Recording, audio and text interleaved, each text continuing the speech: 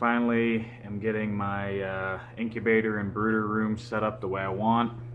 So figure I'd give you a little tour. It might get kind of loud in here because I have the big incubator up and running, and I'll do a separate video on that. Let's see here. So I'll walk in. I've got my table for the little incubators set up right here. I found this handle on an old rotted out window frame, put it on there, worked out great. I've decided this is about the best setup for having these two incubators, is to have them both in the center.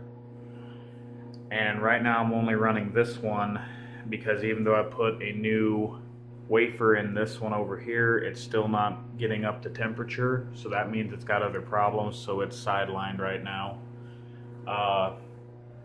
Got this thermometer right here that I check every day when I come in and compare it to the incubator temperatures, because I have to manually turn the eggs at least twice a day, and that kind of gives me an idea of whether the room is fluctuating or not, or if it's just the incubator itself. Up here I've got a calendar so I can just take a quick look and see what eggs are due to hatch when, because as I go into the season I'm going to be setting eggs from multiple species, and even though they all go into the incubator at the same time, they're not going to go into the hatcher at the same time.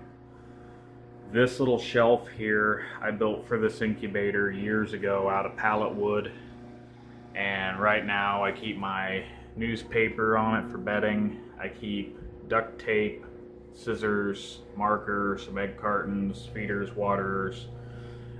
This is the original thermometer, so wet bulb for this incubator, and as you can see the tube is broke that holds the water, so I can't use it, and I've had to switch to a digital, but I've kept it in case I can find one to replace it.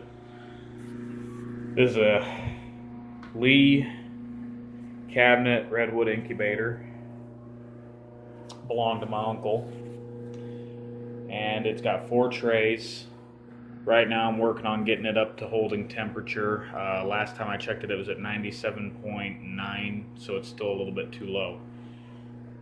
Over here I'll have 4 tubs for brooding chicks. Now for my chick brooders, last year I made these stands to tie my brooder lamps to, and then this year I made these little hinged screens because where I'm going to be raising pheasants, you don't want them getting out, and they will if you let them.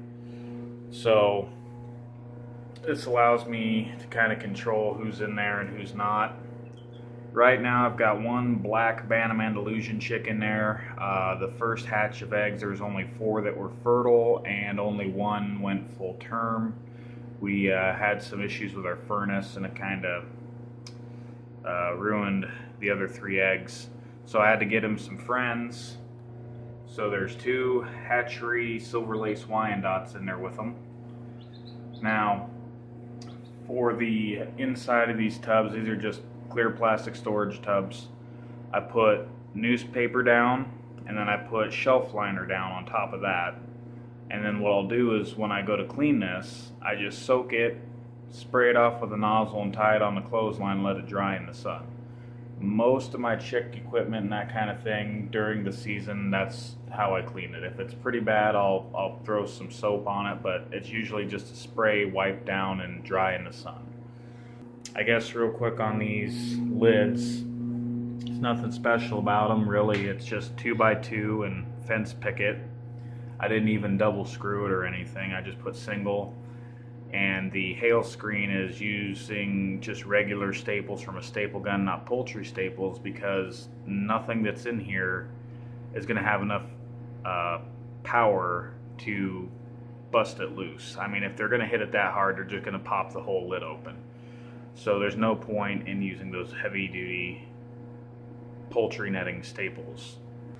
One thing that I do that I don't know how many other people do, is I use duct tape to keep track of the chicks, and what's on the duct tape is which set they're from and how many chicks are in this batch. So obviously if I'm hatching 75 chicks, I can't put them all in the same tub. So let's say I had them divided between 4 tubs, and then that way I can make sure I know how many's supposed to be in each tub, and where I have another set of eggs coming off this weekend and there's only 2.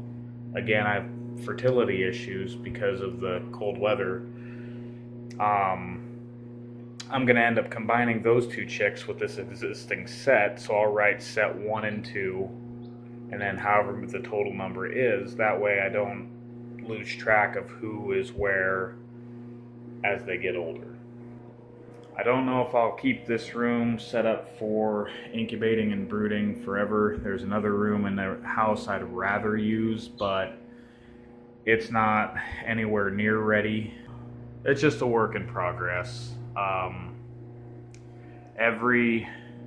Last year we were raising the chicks in the living room.